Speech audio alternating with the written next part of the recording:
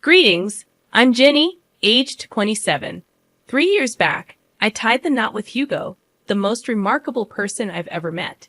He's a delightful goofball, overflowing with kindness and compassion, making each day feel extraordinary. Regrettably, the same sentiment doesn't extend to his mother, Maria, also known as my mother-in-law. For reasons unknown, Maria has harbored animosity toward me since day one, a sentiment I comprehend. After all, Hugo is her cherished son, and she's merely safeguarding his interests. However, I firmly believe she sometimes crosses the line. Maria has a knack for subtle injustices that seem innocent, but are actually calculated to incite frustration, painting you as the unreasonable one. We all have encountered someone like her. Unfortunately, she happens to be my mother-in-law. I was brought up differently. I'm inclined to call out nonsense and rarely hold back. Perhaps that's what drew Hugo to me. Our contrasting personalities attracting each other, as they say.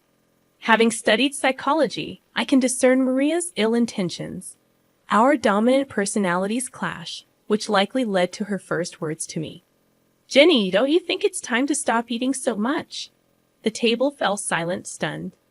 Mortification painted my face pale as Hugo Kyle, my father-in-law, and Maria's son, reacted. Hugo, though embarrassed, admonished his mother. "Mom, that's terrible to say. Jenny can eat as she pleases." Maria backpedaled, claiming concern for my well-being, citing old photos where I appeared better. Despite my embarrassment morphing into irritation, I kept calm. Not wanting to cause a scene during our initial meeting, I graciously accepted her unsolicited advice. As time passed, such incidents increased in frequency and intensity. Despite bonding with everyone, Maria remained the sole dissenter, her disdain unfounded. Even Hugo's childhood friend, Kidak, embraced me. Yet Maria persisted, even on my wedding day, behaving like a bridezilla, trying to undermine me. "No, her hair should be in an updo like mine was. But you look so ugly." Maria's antics persisted, but amid the turmoil, I cherished the love and acceptance from the rest of Hugo's family. The gasps from the bridal party were audible. Yet I found myself, unsurprised, having grown accustomed to such situations. In an attempt to rectify her words, my mother-in-law hastily backtracked. "Oh no, darling, that's not what I meant. You have the potential to look so much better. I see a lot of myself in Jenny. She's a bright young woman. Despite looking better at her age, I'd like to say she's beautiful in her own way." While my father-in-law managed to quell her ruthless antics on that day, the lingering pain and bitterness persisted. It went against my nature to remain silent and passive. My vibrant energy was diminishing, drained by this woman who seemed determined to undermine me. Fast forward 3 years to the current events of our story. We gathered at Hugo's childhood home, his parents' residence, for dinner on a Sunday night. My mother-in-law had graciously invited us, including Jack, indicating something significant was afoot. I had my suspicions, which were later confirmed, making the dinner plan seem more calculated. As the evening unfolded, my mother-in-law seized everyone's attention, announcing an important revelation. Armed with a paper, she began reading. "Attention, everyone. I have an announcement. Since my birthday is approaching, I want to share my plans. We're going to Hawaii." The paper confirmed the trip, met with excitement from everyone at the table. "That sounds fantastic." "What? Amazing news, Jenny. I've always wanted to go to Hawaii. This is great news. I'm so excited. Thanks so much, Ma." "Actually, you're not coming." "Honey, what do you mean? This wasn't part of the plan." I made some last-minute changes and canceled her ticket before incurring extra charges. So, my ticket was already purchased, and she just canceled it. Why does she hate me so much? "Mom, what are you talking about?"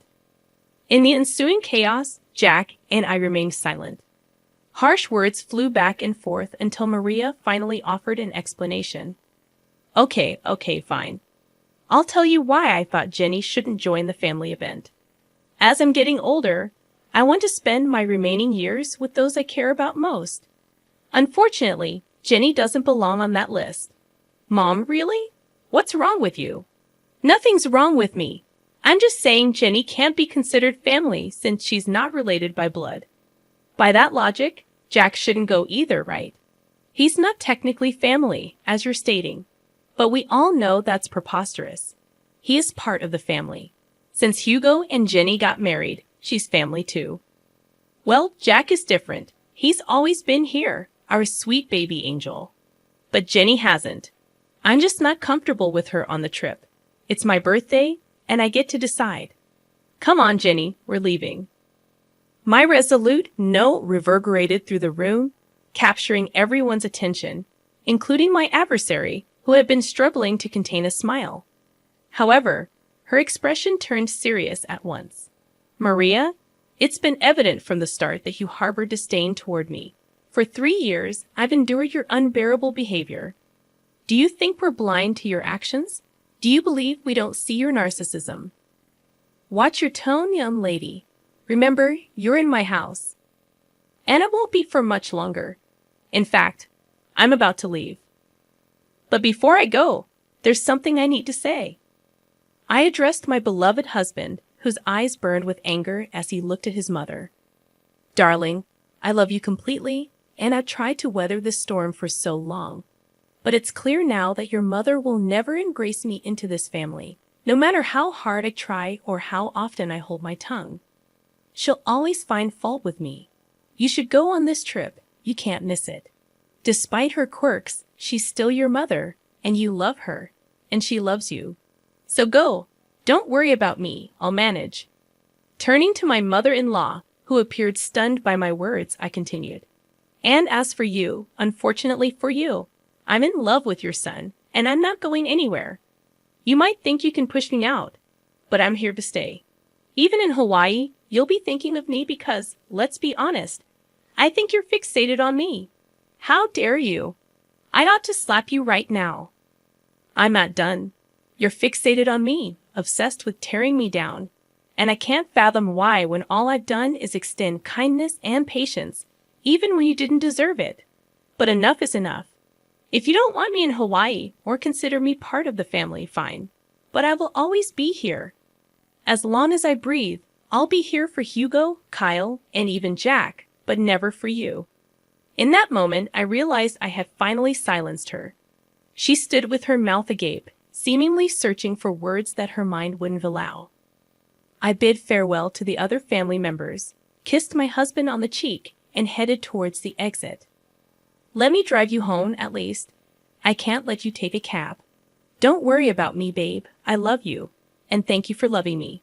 But I'll be fine. You have a trip to discuss. Okay, if you say you'll be fine, I'll believe you. Oh, don't forget your purse. Right, my purse. I left it in the kitchen. Upon reaching the kitchen, where Maria had retreated, presumably to catch her breath after the altercation, I encountered her. What do you want? Don't worry about me, sweetheart. I'm just here to collect my things. Well, make it quick. I want you out of my house. I can't believe you said those things to me. With that, she swiftly stormed out, too filled with anger to see me off. In that moment, I scoffed at her absurdity, grabbed my purse, and noticed a piece of paper next to it. Assuming it was the trip itinerary, I grabbed it to sneak a peek at what I was missing. As I began to read, I discovered Maria's handwriting. Dearest Jack, you've always been like a son to me, and I love you dearly. Oh, it's a letter to Jack. A bit strange, but I suppose it's thoughtful. For some reason, my curiosity led me to read further.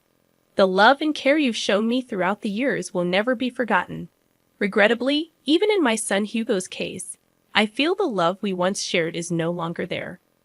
Wait, is she saying she loves Jack more than Hugo? That can't be right. Persisting in reading the letter, each line intensified my astonishment. The revelations were difficult to fathom.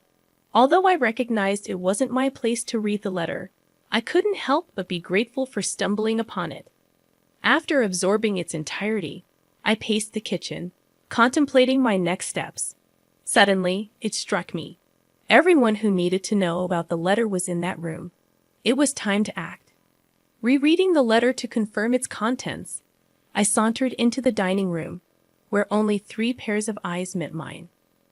Jenny, I am profoundly sorry for what my wife is subjecting you to. Don't worry at all. You're coming to Hawaii with us. She's just going through a rough patch right now. I'll talk to her and make her see reason. I don't know what's gotten into her, but I'll sort it out, I promise. Kyle, please don't concern yourself with me. As I mentioned, I'm fine. In fact, I've stumbled upon some interesting news that I need to share with everyone, especially Hugo. Hugo and Jack perked up, a flash of worry crossing Hugo's face. Perhaps he feared I was overwhelmed and considering a divorce. Whenever I complained about his mother, he'd empathize, marveling at how I endured her antics. I'd reassure him it was my love for him that kept me going. Noticing Maria's absence, I inquired, "Where is Maria? She needs to be here for this too." I mentioned earlier, she's a bit under the weather after your confrontation. Mentioned a headache and opted for a nap upstairs. She won't be down for a while. You know how she is about her beauty sleep. Familiar with Maria's peculiar habits that often inconvenienced others, I sighed in frustration. This is crucial. She has to be here. It's okay, Jenny. You can share with us, and we'll fill her in when she wakes up. Contemplating the information I possessed, I hesitated. I wanted to witness her embarrassment. I think you should go ahead and tell us, sweetie. It's okay, and you know Hugo struggles with anxiety. It wouldn't be good to keep him waiting. True. Hugo's anxiety could escalate quickly, and I observed him beginning to fidget in anticipation. All right, I'll share with you what I found. While I was in the kitchen, gathering my purse and preparing to leave, I stumbled upon something intriguing that I believe you all need to know about. Retrieving the paper I found, I began to read aloud. It reads, "Dearest Jack, you know that you have always been like a son to me, and you know that I love you dearly. And the love and care you have shown for me throughout the years will never be forgotten. I hate to admit it, but even when it comes to my son Hugo, I feel as though the love we once shared is no longer there. Hugo and I just don't see eye to eye like we used to, and honestly, I think it's because of Jenny. Ever since he married that girl, he no longer has time for me. He doesn't love me, and therefore, I don't think I love him. I love you, and you are my son. With that being said, I want to let you know that I am going to update my will so that you inherit all of my belongings and not Hugo. I know it might hurt him, but honestly, at this point, I don't care. It's that wretched Jenny girl. She's the one who has poisoned my love for him. I hope you receive this letter well. The reason why I didn't want to approach you about it in person is that, and it pains me to admit this, I couldn't risk seeing the rejection on your face. I know you love Hugo like he's your brother, and most likely you won't approve. But I don't care. I'm giving you everything, the money, the house, the cars, and even my small businesses. They're all yours, whether you like it or not. If you want to talk about this further, please call me, and we can discuss it. I look forward to hearing your response. I will love you forever and always, your second mom." After finishing the letter, I glanced up to witness a flurry of mixed emotions. Kyle appeared on the verge of tears. Jack seemed stunned, but Hugo looked like he was on the brink of losing his temper. I can't believe she said all those things. Is she serious? So, she'd exclude me from her, well, just to spite me and Jenny? She's officially lost her mind, guys. I don't even know what to say. This has gone too far. I'm fed up with her toxic behavior. What are we going to do? In that moment, I had an idea.